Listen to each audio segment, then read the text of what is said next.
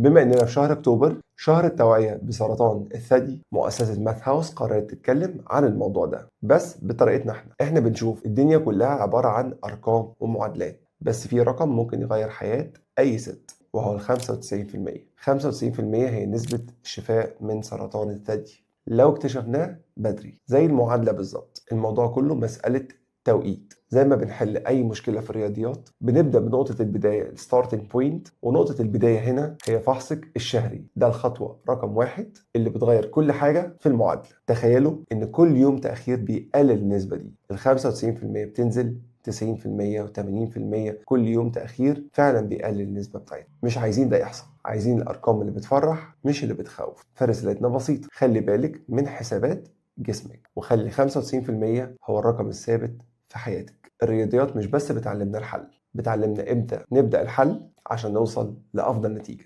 افحصي، اطمني، كملي الحياة، خليكي صاحبة قرار زي ما بتكوني صاحبة قرار في أي مسألة رياضية صعبة.